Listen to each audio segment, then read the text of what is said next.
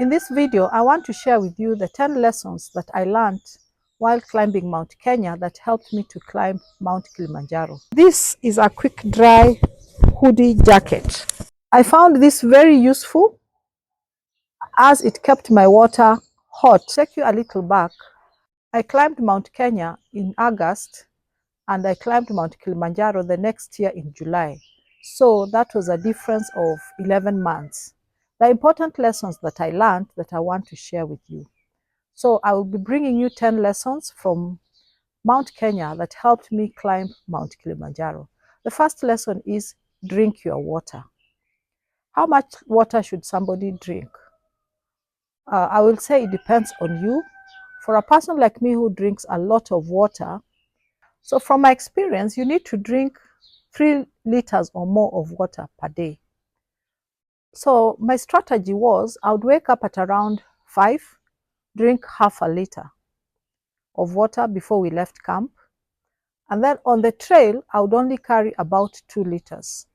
Immediately we arrived at the next camp, I would drink another half liter. And then again at about 7 p.m., I would drink another half liter. So that by the time we'd go to sleep at around 9 or 10 p.m., I'll be well hydrated. So if you don't drink enough water, you are likely to get altitude sickness. And drinking enough water helps you to avoid getting altitude sickness. In fact, your guides or facilitators will have advised you to drink enough water. So do not be afraid to feel like going to use the toilet all the time. You need the water to help you be able to avoid getting altitude sickness. The second lesson that I took from Mount Kenya that helped me climb Mount Kilimanjaro is to manage your expectations. The toilet situation on Mount Kenya was rather unfortunate. The facilities were not adequate. So I went to Mount Kilimanjaro prepared for the worst. However, I was pleasantly surprised to find that the Tanzania National Parks has provided adequate toilets in the trail, especially in the rainforest and in the camps. So at least since I did not expect much, I was not disappointed with the state of the toilets. And also, it's important to manage your expectations about food. Your service provider may promise a lot, but in reality, because of the challenge of carrying the food up the mountain, they may not be able to provide the diversity or the quality they promised. I believe you should not be dismayed. Focus on hiking and summiting.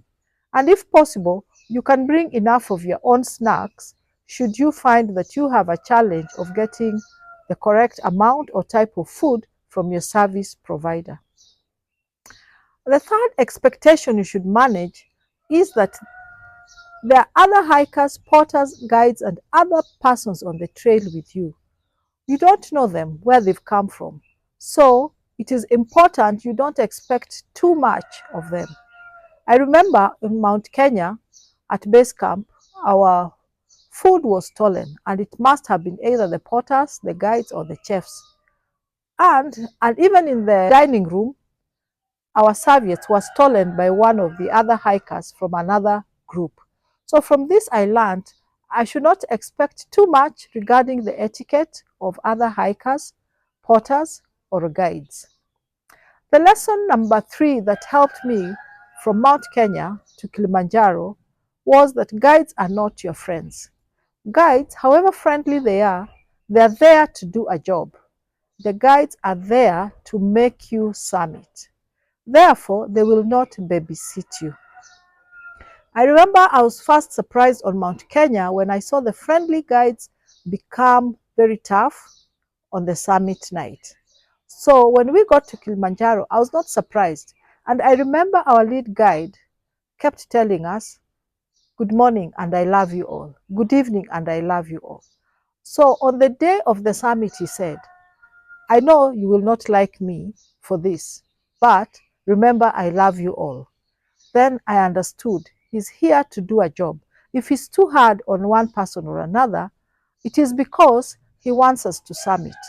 Therefore, remember the guides are there to do a job, and their job is to make you climb and to summit. Lesson number 4 that helped me was to carry a quick dry hoodie. What is a quick dry hoodie? This is a quick dry hoodie jacket. I learned from Mount Kenya that I need this to protect me in the night and in the day. And if you look at Mount Kilimanjaro photos that I have shared in my videos, I have this hoodie most of the time. It was a lifesaver because sometimes you may have a warm jacket, but if you don't have a quick dry hoodie, you will keep freezing and the cold air will keep getting into your clothes. But this quick dry hoodie did prevent cold air from getting into my clothes, and even when I'm sleeping, it would protect me all the way. Lesson number 5 is that when you're packing your sleeping gear, remember to provide for your feet. You do not want to lose your toes to frostbite.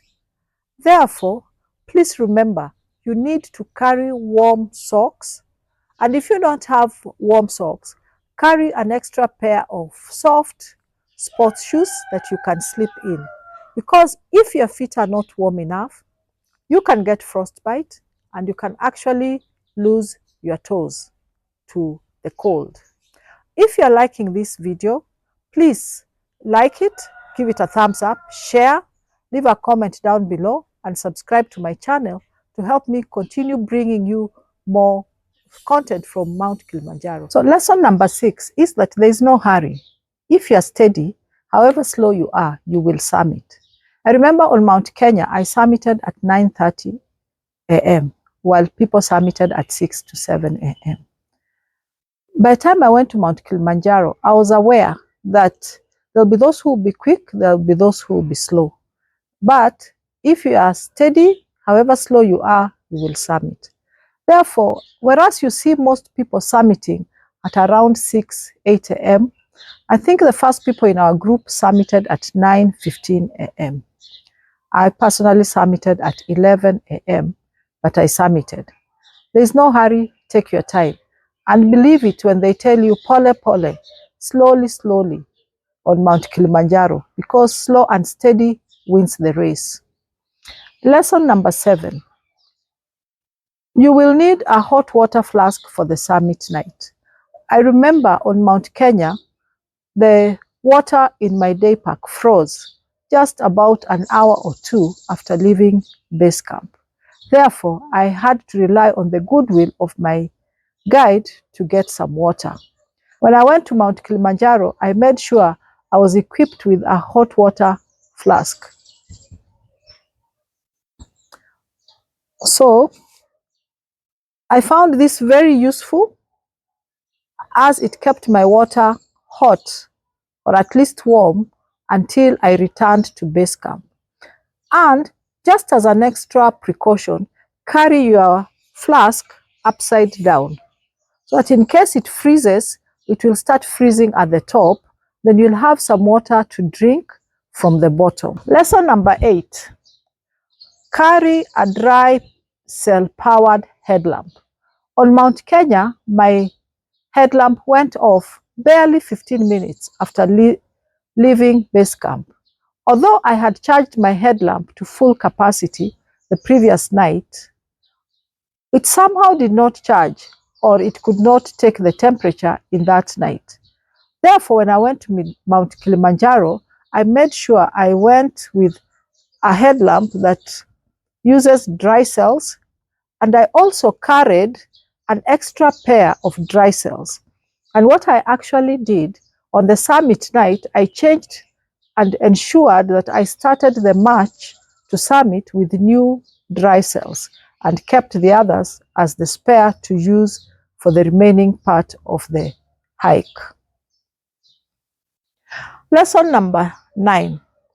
Although your service provider will promise to provide you with water for bathing, and they actually do honor this promise, there is one truth that nobody may tell you, that At one point or the other, you may not be able to use or to get bathing water. Therefore, carry wet wipes or baby wipes and use them to freshen when need arises. On Mount Kenya, we did not have wash in basins. We used the wet wipes to freshen. However, this was only a 3-day hike. And I found that when I reached Barafu Camp on Mount Kilimanjaro, there was no water. The little water in Barafu Camp on Mount Kilimanjaro is for drinking. Therefore, you have to have wet wipes to freshen, since nobody provides you with bathing water in a basin. If you don't carry wet wipes, it means you will not freshen or bathe at Barafu Camp. And this will be very uncomfortable because this is a period of more than 24 hours. Lesson number 10. Mountain climbing is not always fun.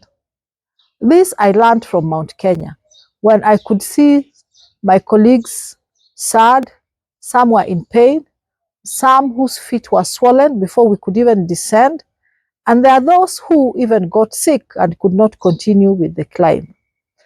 Therefore, be prepared and manage your expectations on how much fun you are going to have climbing a mountain. Hardship on the mountain is normal. Therefore, expect to find hardship on Mount Kilimanjaro. My expectations, having been toned down on Mount Kenya, helped me not to expect too much on Mount Kilimanjaro.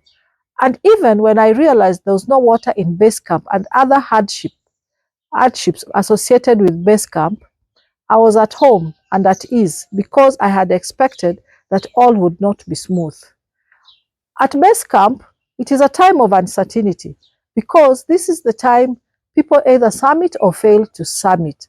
Therefore, the mood is solemn, and even your fellow hikers are not friendly or talkative. This is normal. I learned this from Mount Kenya.